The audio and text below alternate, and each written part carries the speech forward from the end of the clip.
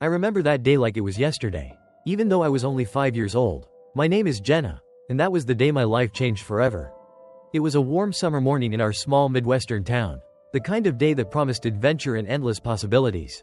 The air was thick with the scent of freshly cut grass and the sweet aroma of my mother's famous blueberry pancakes wafting through our modest 2-story home. I had woken up earlier than usual, filled with an inexplicable excitement that only a child can truly experience. As I bounded down the stairs, my pigtails bouncing with each step, I could hear my parents talking in hushed tones in the kitchen. Their voices carried an unfamiliar tension, but at 5 years old, I was oblivious to the weight of their conversation. My father, a tall man with kind eyes and a perpetual 5 o'clock shadow, was seated at the kitchen table, his hands wrapped around a steaming mug of coffee. My mother stood by the stove, her back turned to me as she flipped pancakes with practiced ease. I announced my presence with a cheerful, "Good morning," and climbed onto my usual chair, my legs swinging freely beneath the table. As my mother placed a stack of pancakes in front of me, I noticed the forced smile on her face. Her eyes, usually bright and full of laughter, seemed distant and worried. My father reached out and ruffled my hair, a gesture that normally made me giggle.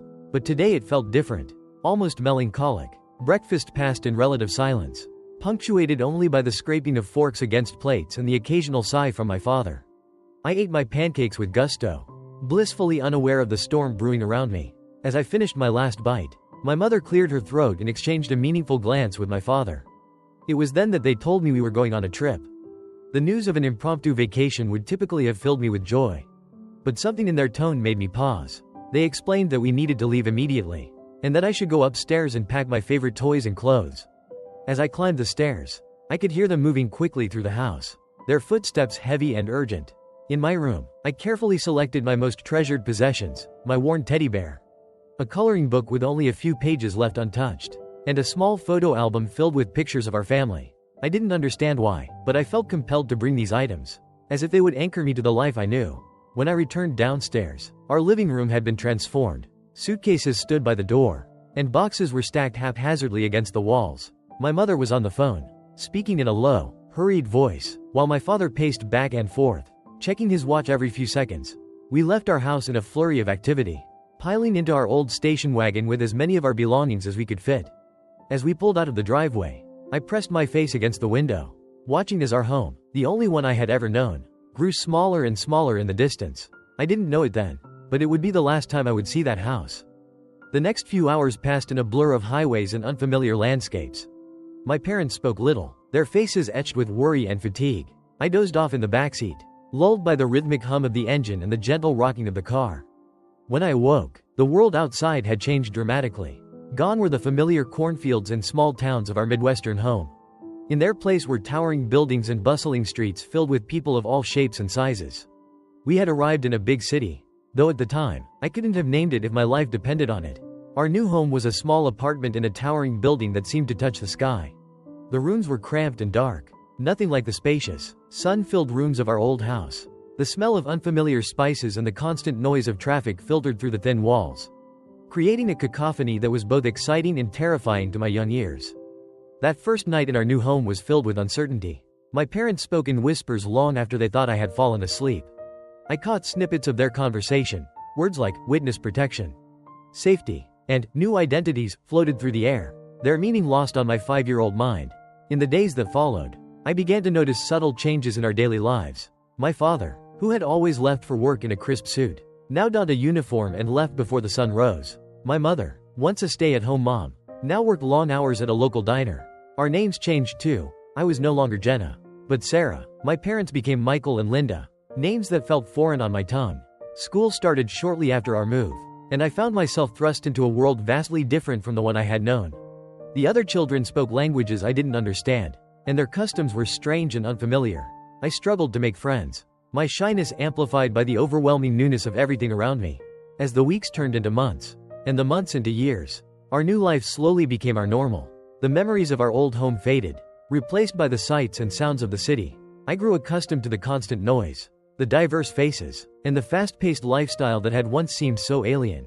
My parents, though, never fully adjusted. I would often catch them staring off into the distance, their eyes filled with a mixture of sadness and longing.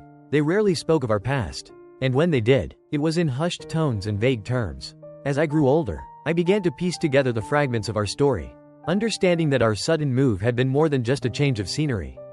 It wasn't until my 16th birthday that my parents finally sat me down and explained the truth. The day we left our home, the day that had changed everything, had been the result of my father witnessing a crime. A powerful criminal organization had threatened our family, and the only way to ensure our safety was to disappear completely. The revelation hit me like a tidal wave, washing away the last vestiges of the carefree child I had once been. Suddenly, every cautious glance, every hushed conversation, every unexplained rule made sense. We weren't just a family that had moved to the city for a better life. We were a family in hiding.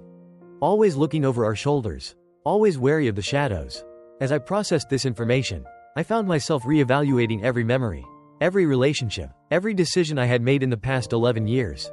The friends I had struggled to make, the hobbies I had pursued, the dreams I had nurtured, all of it was colored by this new understanding of our circumstances.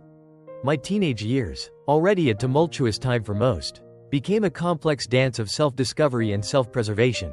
I longed to rebel, to assert my independence as so many of my peers did, but the weight of our secret held me back. Every new friendship, every potential romantic interest, was scrutinized through the lens of our hidden past. Could I trust them? Would they inadvertently put us in danger? Despite the challenges, or perhaps because of them, I threw myself into my studies with a fervor that surprised even my parents. Education became my escape, a way to create a future that was uniquely mine, untainted by the shadows of our past. I excelled in school, earning scholarships and accolades that opened doors I had never dreamed possible. As high school came to an end, I faced a difficult decision. The top universities in the country were offering me places in their incoming freshman classes. But accepting would mean leaving the relative safety of the life we had built. My parents, torn between pride in my achievements and fear for my safety, ultimately left the decision in my hands. After much soul-searching, I chose to attend a prestigious university on the other side of the country. The day I left for college was bittersweet. My parents hugged me tightly, their eyes shining with unshed tears. As I boarded the plane, I felt a mixture of excitement and trepidation. For the first time in over a decade, I would be truly on my own, free from the constant vigilance that had defined our family life. College life was a revelation. Surrounded by peers who were eager to learn and explore, I found myself slowly emerging from the protective shell I had built around myself. I made friends, joined clubs, and even allowed myself to fall in love for the first time. Yet, even as I embraced this new chapter of my life, I never forgot the lessons of my childhood. I remained cautious, never sharing too much of my past, always aware that danger could be lurking just around the corner. It was during my junior year that the past finally caught up with us. I received a frantic call from my mother in the middle of the night. The organization that had forced us into hiding all those years ago had resurfaced. They had discovered our whereabouts. And once again, we needed to disappear. In that moment, standing in my dorm room with my heart pounding in my ears, I made a decision that would alter the course of my life once again. I refused to run. Instead, I convinced my parents that it was time to face our fears head on. With the help of a trusted professor who had connections in law enforcement, we reached out to the FBI.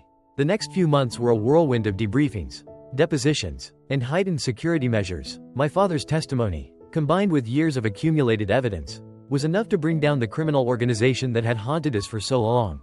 As I watched the news reports of arrests being made and justice being served, I felt a weight lift from my shoulders that I hadn't even realized I'd been carrying. With the threat finally neutralized, my family faced yet another crossroads. We could reclaim our old identities, return to our hometown, and attempt to piece together the life we had left behind.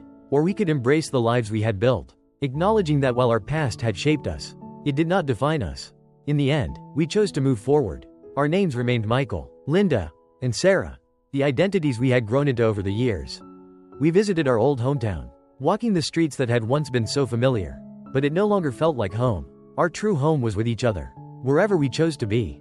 As I stand here today, a successful professional in my chosen field, I can't help but reflect on the journey that brought me to this point. That day when I was 5 years old, the day that changed everything, set in motion a series of events that shaped me into the person I am now. The challenges we faced, the secrets we kept, the life we built, all of it contributed to my resilience, my adaptability, and my unwavering appreciation for the bonds of family. I've learned that home isn't a place, but a feeling of safety and belonging that you carry within yourself. I've discovered the strength that comes from facing your fears and the freedom that truth can bring. Most importantly, I've come to understand that while we can't always control the circumstances life throws at us, we can control how we respond to them. That little girl with pigtails, eating blueberry pancakes in a sun-filled kitchen, still exists within me. She's joined now by the cautious teenager, the determined college student, and the confident adult I've become. Each version of myself has played a crucial role in my journey, teaching me valuable lessons along the way. As I look to the future, I no longer fear the unknown. Instead, I embrace it, knowing that whatever challenges may come, I have the strength, the support, and the resilience to face them head on. That day when I was 5 may have changed my life forever. But it was just the beginning of a story that continues to unfold, a story of survival, growth, and ultimately, triumph.